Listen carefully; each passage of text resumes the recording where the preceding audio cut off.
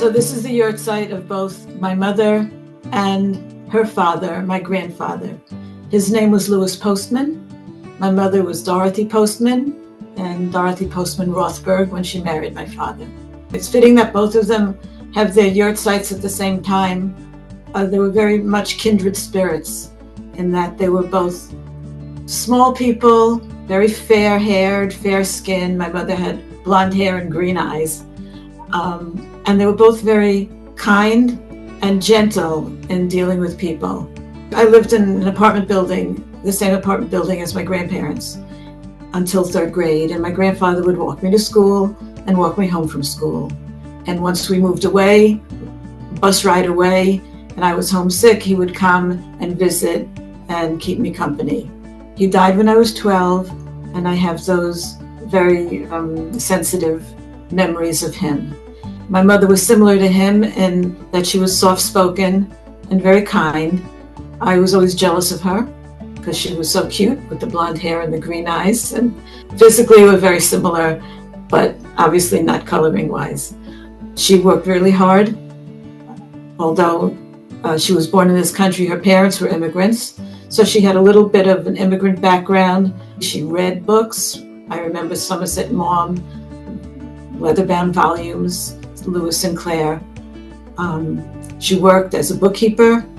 When she got married, she helped my father in the store, but would come home and keep the house clean and cook and take care of me. So she did work very hard. They retired to Florida.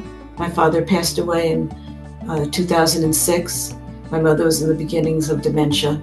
So we brought her home, and she lived with us until she passed in 2009. And like a flower that bloomed and faded, that's how I saw my mother. In the beginning, very bright, and the brightness dimmed over time with the dementia, which turned into Alzheimer's. But her personality never changed. Quiet, cooperative, easy to be with, easy to talk to, until she died in December 2009. Today I honor the memory of my grandfather, Ernest Ilberg, known to many as Ernie, Poppy, or Opa. Ernest was much more than a grandfather, and to many, he was a guide, a friend, a helper, a mentor, a provider. He was the short man who stood tall, a dignified, determined individual who left an indelible mark on everyone he encountered. He was defined by his great stamina, unyielding determination, and strong will. Life brought him immense joy, whether through his hobbies like photography, gardening, or fishing, or his love for theater, fine arts, food, and wine. He lived a cultured life with precision. Everything had its place, meticulously organized in his own way, embodying true German discipline. He valued etiquette and independence, never cursed, and carried himself with a quiet strength, grace, and dignity. As a Holocaust survivor, he endured unimaginable hardships in the camps of Riga before coming to the United States in 1948. Those harrowing years built his unmatched resilience and gave him a tough exterior, though they also left him forever guarded and tense. But over time, he gradually opened up, sharing about his experiences. Despite his hardened exterior, Ernest was one of the kindest, gentlest, and most caring people I've ever known.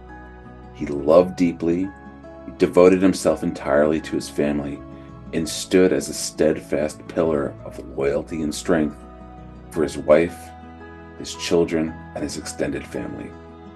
Hailing from a large family in Leipzig, Germany, Ernest was one of the few Ilbergs to survive the Holocaust.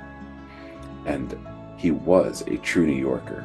He worked in the premier hotels such as the Waldorf and the Pierre, managing their catering departments and creating unforgettable experiences for his guests.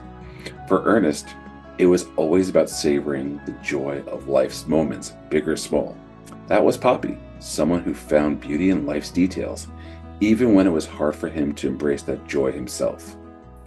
Though we miss him deeply, his unique smile, his scent of his aftershave, his love, and his quiet yet constant presence, we find solace in the warmth of our memories and enduring lessons he instilled in us.